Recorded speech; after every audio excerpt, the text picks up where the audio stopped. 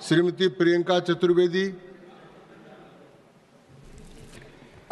Sir, आपने मुझे इस इम्पोर्टेंट बिल पे बोलने का मौका दिया, मैं आपका धन्यवाद देना चाहूँगी।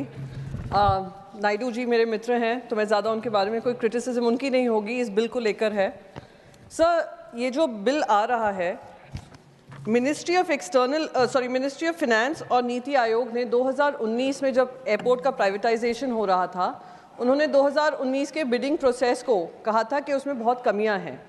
कमियां इस आधार पे बोली थी क्योंकि छः एयरपोर्ट जब प्राइवेटाइज हुए थे वो सब एक ही इंसान को गए थे, एक ही ग्रुप को गए थे, जिनके पास कोई प्रायर एक्सपीरियंस नहीं था।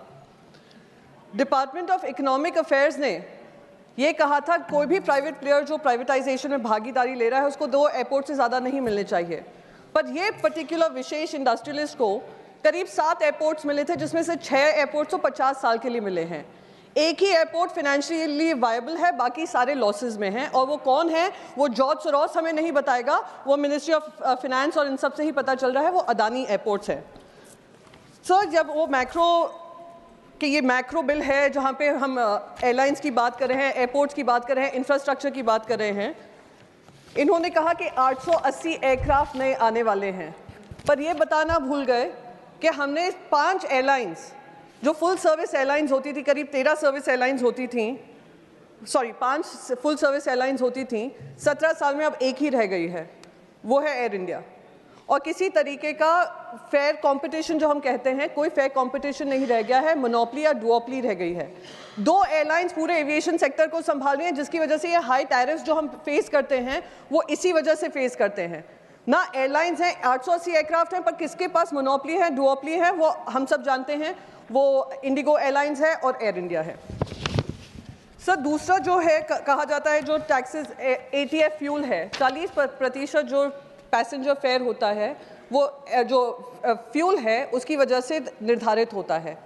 उस पर भी जो सारे इनके स्टेट्स हैं, जिस तरीके से उस पर टैक्सेस लगते हैं, उस पर भी किसी तरीके की कार्रवाई नहीं की गई है कि जनता को राहत मिले।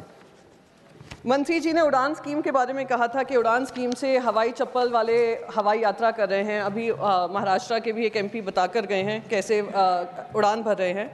870 रूट निर्धारित किए थे, जिसमें से 106 रूट तो डिसकंटिन्यू कर दिए 3 साल में ही। तो ये कहाँ से हम कह रहे हैं कि हम नए एयरपोर्ट्स बना रहे हैं, पर वो एयरपोर्ट्स बन रहे हैं पर वो ऑपरेशनल नहीं हैं, आधे से ज़्यादा तो बंद हो रहे हैं। 8 एयरपोर्ट्स अंडर दी उड़ान स्कीम आर नॉट ऑपरेशनल। कौन से हैं? तेजपुर, पोरबंदर, हिसार, बिदर, पौंडीचेरी, पठानकोट, पैक्योंग एंड कुशीनगर, ये वाले ऑपरेशनलाइज ही नहीं हुए हैं।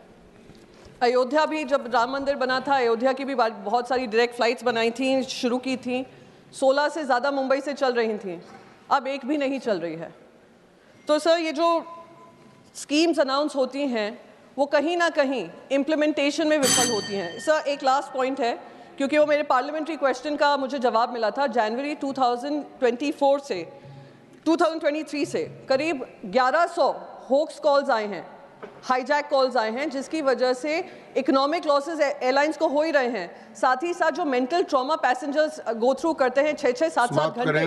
सर, एक ही सेकंड लूंगी, बस वो बताना चाह रही हूँ कि खास करके मुंबई और दिल्ली एयरपोर्ट्स को प्रभावित करते हैं, एयरलाइन सेक्टर को प्रभावित करते हैं। उसका इकोनॉमिक लॉस कितना है, किस तरीके से हम उसको हैंडल करेंगे, ये सारी चीज़ें निर्धारित करना ज़रूरी है। ये इन्हीं शब्दों के साथ मैं कहूँगी कि विधेयक बिल अच्छा है, पर उसको और पुख्ता बनाया जा सकता है। Thank you so much. धन्यवाद।